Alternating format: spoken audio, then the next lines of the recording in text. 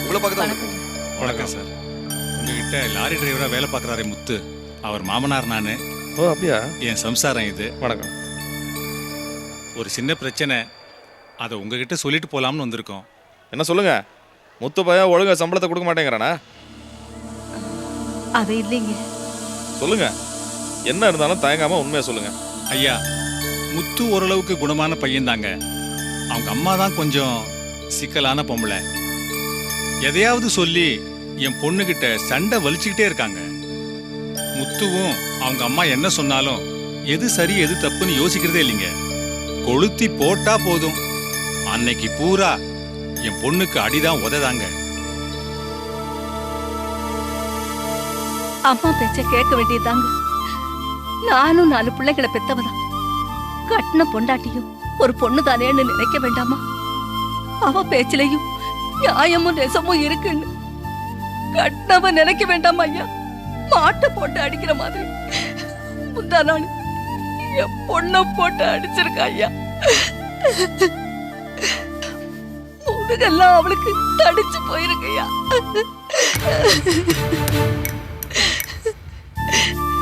இப்ப அவ புள்ள தாச்சி பொண்ணுங்க ஐயா. அவ முழுகாம இருக்கிற நேரத்துல தினமும் பேச்சும் உதையும் வாங்கினா எப்படிங்க ஐயா? எங்களால நிம்மதியா தூங்க கூட முடியலைங்க ஐயா. சின்ன சின்ன பிரச்சனையை கூட அவங்க அம்மா பெருசாக்கி ஓதி விட்டுறாங்க ஐயா. அத அவன் கேட்டுக்கிட்டு என் பொண்ணை போட்டு ஆடி ஆடின்னு அடிக்கிறாங்க ஐயா. உடம்பு தாங்குமா ஐயா? புள்ள தாச்சி பொண்ணு ஏதாவது ஆச்சுன்னா என்னையா பண்றது நாங்க? இதெல்லாம் என்கிட்ட எதுக்கு சொல்லிட்டு இருக்கீங்க? ஐயா, உங்களை பத்தி ரொம்ப மரியாதையா வீட்டுல பேசிக்கிட்டு இருப்பான். அதனால நீங்க ஒண்ணு சொன்னா கேட்பான் இல்லையா? அதுக்காகத்தான் உங்ககிட்ட சொல்லிட்டு போலான்னு வந்தோம். ஆமாங்க ஐயா, நாங்க சொன்னாலாம் காதுல போட்டுக்க மாட்டாங்க. சம்பளம் கொடுக்கிற முதலாளி நீங்க. நீங்க சொன்னாலாவது உங்க பேச்சுக்கு மரியாதை கொடுப்பா இல்லைங்க? நீங்க தான் ஐயா அவனுக்கு நல்ல புத்தியை சொல்லணும். இல்லைங்க, இது நான் பேச வேண்டிய விஷயம் இல்லை. என்கிட்ட வேலை பார்க்குறான். வேலை விஷயத்தில் ஏதாவது சொல்லலாம், இல்லை கண்டிக்கலாம். இது அவனோட சொந்த விஷயம். இதில் நான் எப்படி தலையிட முடியும்? என்னங்க ஐயா இப்படி சொல்றீங்க? ஆமாங்க, நீங்கள் பெரியவங்க, உங்களுக்கு தெரியாததில்ல. புருஷன் பொண்டாட்டி விஷயத்தில் இன்னொருத்தன் போந்து அறிகுறி சொல்கிறத எந்த ஆம்பளையும் விரும்ப மாட்டான். அதுலேயும் நான் 3வது மனுஷன். இதில் நான் தலையிடுறது அவ்வளோ மரியாதையாக இருக்காதுங்க. உங்கள் குடும்ப விஷயத்தை என்கிட்ட கொண்டு வந்தது தெரிஞ்சா அதுக்கு கூட உங்களை கோச்சு விட்டாலும் கோச்சுப்பான். இந்த விஷயத்தில் நான் ஒன்றும் செய்ய முடியாது. என்ன மன்னிச்சிருங்க.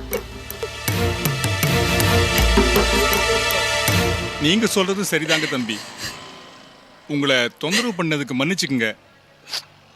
நாங்க வரோம். போயிட்டு வரோங்க ஐயா.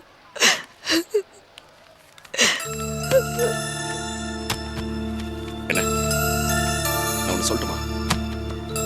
இதே இந்த முத்து குடிச்சிட்டு வந்து தினம் வீட்டில் கலாட்டா பண்றான் அப்படின்னு இவங்க சொல்லியிருந்தாங்கன்னா அவனை கூப்பிட்டு கண்டிச்சிருப்பீங்களா?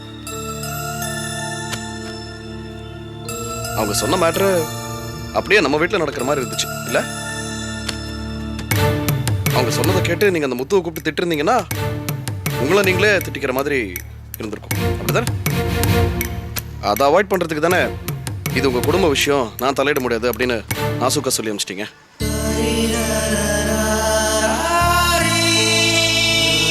ஒரு விதத்துல நீங்க செய்யற தப்பு உங்களை உறுத்ததான் செய்யுது. நீங்க கோவத்துல மோசமா நடந்துக்கிட்டா கூட அடி மனசுல அது தப்புங்கிற எண்ணம் இருக்கதான் செய்யுது. அதனால தானே சொல்றேன், கொஞ்சம் யோசிச்சீங்கன்னா உங்களை நீங்களே ஈஸியா சரிப்படுத்திக்கலாம். அதாவது திரும்ப திரும்ப இந்த விஷயத்த பேசுறதுக்கு எனக்கே மனசு ரொம்ப கஷ்டமா தான் இருக்கு. ஆனா ஒண்ணு மட்டும் ஞாபகம் வச்சுக்கோங்கண்ணே, அம்மாவுக்காக அண்ணியை நீங்க சங்கடப்படுத்துறீங்க. அதை விட இப்ப முக்கியம் எது தெரியுமா? பிறக்க போற உங்க குழந்தைக்காக அண்ணியை சந்தோஷமா வச்சுக்கிறதா. இதை புரிஞ்சுக்கிட்டீங்கன்னா எல்லாமே ரொம்ப நல்லா இருக்கும்.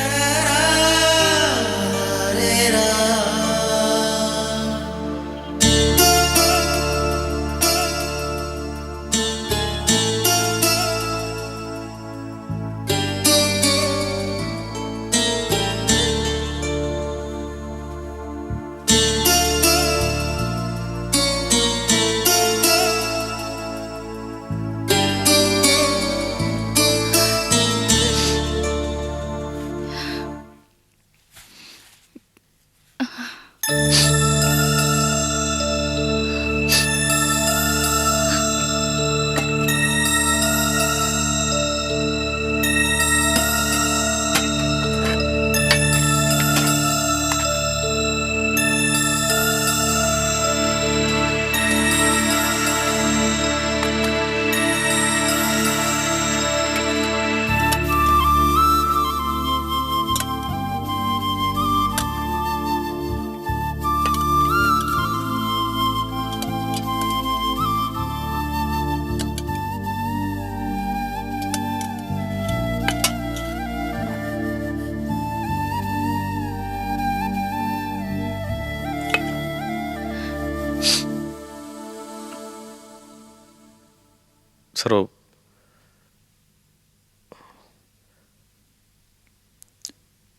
நான் நான் அப்படி பேசியிருக்க கூடாது.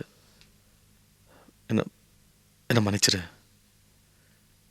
மனசெல்லாம் ஒரே குழப்பம், ஏதோ டென்ஷனு.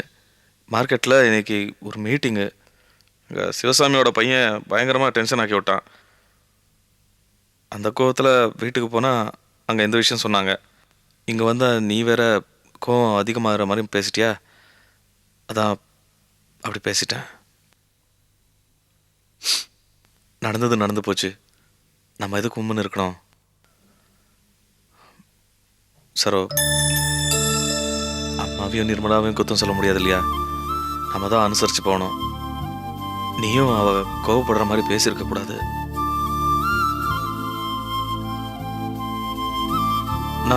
நான் எல்லாத்தையும் மறந்துட்டேன்.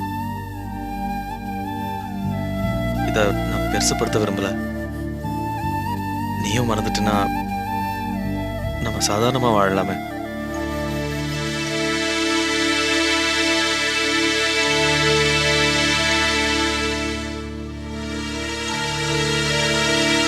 நீ சாப்பிட்டியா? ஏன் சரோ, இது பாரு, என்ன பிரச்சனை இருந்தாலும் சாப்பிடாம மட்டும் இருந்துடாத. ஏன்னா வயிற்றுல நம்ம குழந்தை வளருதில்ல, அதை பட்டினி போடலாமா? நீ வேணா இது சாப்பிடு, நான் அப்புறம். வேண்டாம், நீங்க சாப்பிடுங்க, நான் அப்புறமா சாப்பிட்டுக்கிறேன்.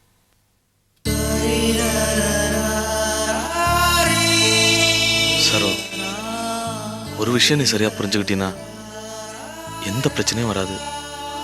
என்ன ஒரு விஷயம்? வாழ்க்கையில என்ன ஒரு நிலைமை வந்தாலும், என்ன மாற்றம் வந்தாலும், எனக்கு எங்க அம்மா தான் முக்கியம். மற்றவங்க எல்லாம் அடுத்தபடிதான். இதை நீ சரியா புரிஞ்சுக்கிட்டீன்னா எந்த குழப்பமும் வராது.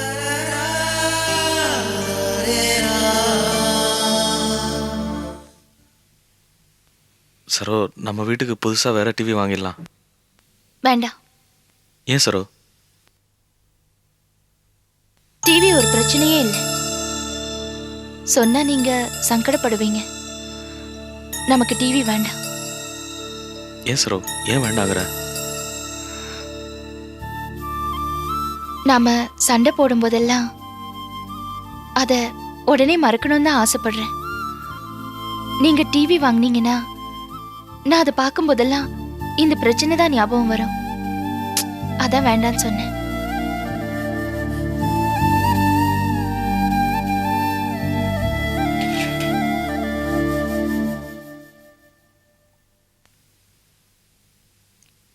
சரோ, நீயும் சாப்பிட்டு ரெடி ஆயிடு. ஆஸ்பத்திரிக்கு செக்கப்புக்கு போனோம்.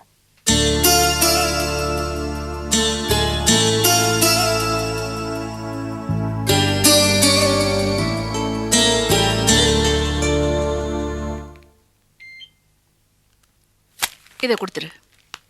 ஹலோ வாசரோ, பரவாயில்லையே, சொன்னபடி வந்துட்ட. உட்காருமா. வரலன்னா நீங்க திட்டுவீங்களே டாக்டர். பாருடா, ஓ நன்மைக்கு தானேம்மா சொன்னேன். கேட்டிங்களா மிஸ்டர் மாணிக்கம் உங்க ஒய்ஃப் பேசுறத? சும்மா தமாஷ் பண்றத. இதை பாருமா, ரொம்ப கவனமா இருக்கணும். முதல் பிரசவம் இல்லையா? செக்கப் பண்ணிடுவோமா? என்ன மூச்சு எழுத்து விடுமா. திரும்பிக்கோ.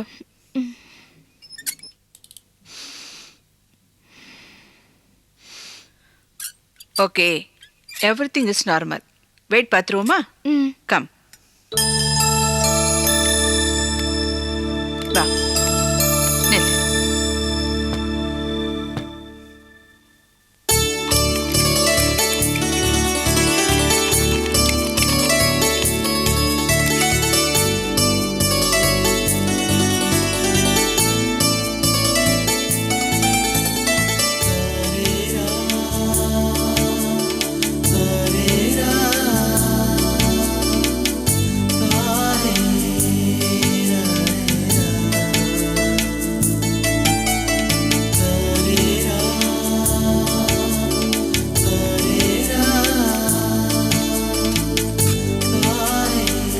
பேபி நல்ல எடையா இருக்கு. No problem. என்ன சந்தோஷம் தானே? Everything is normal. ரிப்போர்ட்டை பொறுத்த வரைக்கும் கவலைப்படுறதுக்கு ஒன்றும் கிடையாது. சரி டாக்டர், பிரசவத்தில் ஒன்றும் பிரச்சனை இருக்காது. நோனோ, என் எக்ஸ்பீரியன்ஸை வச்சு சொல்றேன் மிஸ்டர் மாணிக்கம். உங்க ஒய்ஃபை பொறுத்த வரைக்கும் அவ பிரசவத்துல எந்த சிக்கலும் இல்லாம நார்மல் டெலிவரி தான் நடக்கும். எல்லாம் உங்கள் கைராசிப்படி நல்லா தான் நடக்கும். எல்லாம் அவனோட கைராசி. என்கிட்ட என்ன இருக்கு? அப்போ நாங்க கிளம்பலாமா டாக்டர்? ஓகே. இத பார், வீட்ல சின்ன சின்ன வேலைகளை குனிஞ்சு நிமிந்து செய்யணும்.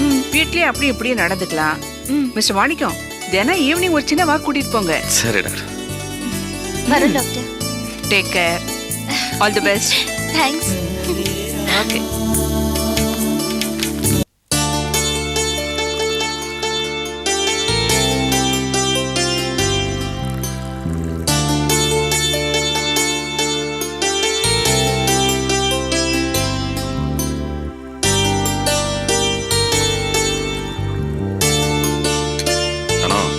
இந்த காப்பி.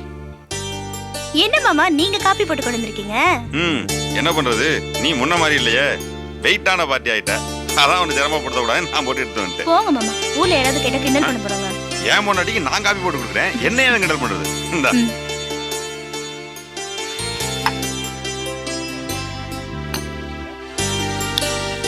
மாமா காஃபி சூப்பரா போட்டிருக்கீங்க. காப்பி மட்டும் இல்ல, சமையலும் நான் தான் பண்ண போறேன். பருப்பு கடைஞ்சு கீரை பொரியல் பண்ண போறேன். மாமா எப்படி அசத்துறேன் பாரு. என்னது சமையலும் பண்ண போறீங்களா? நீ என்ன பண்ற, நான் சமைச்சு போடுறத ராணி மாதிரி உட்காந்து சாப்பிட்டுக்கிட்டு இருக்க போறேன், அவ்வளவுதான். மாமா என்னதானோ அது, சந்தோஷப்படுவோன்னு பார்த்தா அப்படி குரல் தழுத இருக்கிற. ஒண்ணு இல்ல மாமா, என்ன இவ்வளவு பாசமும் பரிவுமா நடத்துறீங்களே, இப்ப திடீர்னு கிளம்பி வெளிநாடு வரைக்கும் போறீங்களே, அது மனசுல பட்டுச்சு. அதான். என்ன பண்றது தானோ, நான் இங்க இருக்க வரைக்கும் உன்னை நல்லபடியா பாத்துக்கணும்னு தோணாதா? மாமா என்னைக்கு போகணும்னு தீர்மானம் ஆயிடுச்சா? என்னைக்கு? லீலாவோட கல்யாணத்துக்கு 3 நாளைக்கு முன்னாடி. என்ன மாமா சொல்றீங்க? கல்யாணத்தை முன்ன நின்று நடத்த வேண்டிய ஆள் நீங்க, நீங்களே இப்படி சொன்னா எப்படி? கல்யாணத்துக்கு 3 நாள் முன்னாடி யாராவது கிளம்பி போவாங்களா? என்ன பேசுறீங்க? ஒருவேளை மாமா ரிஷிகேஷ் போகாம இருந்தா கல்யாணம் நல்ல நேரம் முடிஞ்சிருக்கும். இந்த மாதிரி சிக்கலான சூழ்நிலை நமக்கு வந்திருக்காது. ஏன் மாமா, கல்யாணத்தை முடிச்சிட்டு போலாம்ல? என்னதானோ அது, நம்ம சௌரியத்துக்கு கிளம்ப முடியுமா? இங்க இருந்து கிளம்புற எல்லாரும் ஒன்னா தானே கிளம்ப முடியும். என்னதானோ அது, இந்த மாதிரி சின்ன சின்ன விஷயத்துக்குலாம் வருத்தப்பட்டா எப்படி? நீ வருத்தப்பட்டா எனக்கு சங்கடமா இருக்காதா? தயவு செஞ்சு கொஞ்சம் சிரிச்சா மாமா. என்ன அண்ணே போசண்ணே. இந்த வரேன். என்னடா? இந்தாங்க உங்க ஃபேன் ஷர்ட்டை. நல்லா தச்சிருக்கீங்களா? நல்லா தச்சிருக்கேண்ணே. ஆமா, இந்த லெஃப்ட் காலும் ரைட் காலும் சரியா தச்சிருக்கீங்களா? எல்லாம் நல்லா தச்சிருக்கு. முதல்ல போட்டு பாருங்க. முதல் தடவை ஃபேன் ஷர்ட் போடுறோம், ரொம்ப அடிக்காதீங்க. டேய் மாமா எனக்கு எவ்வளவு சந்தோஷமா இருக்கு தெரியுமா? முதல் தடவையா பேண்ட் ஷர்ட் எல்லாம் போட போறீங்க. அடிப்பா, டாக்டர் நீ உண்டாயிருக்கேன்னு சொன்னதோட அதிகமா சந்தோஷப்படுற. ஆமா, நான் பேண்ட் ஷர்ட் போடுறது அவ்வளவு பெரிய மேட்டரா? இருக்காத பின்ன. மாமா நீங்க முதல்ல போய் பேண்ட் மாட்டிட்டு வாங்க, நம்ம வீட்டுக்கு போவோம். சமையல அங்கதான் போற சொல்லல, அப்புறம் எதுக்கு சமையல்? வாங்க சீக்கிரம் வாங்க.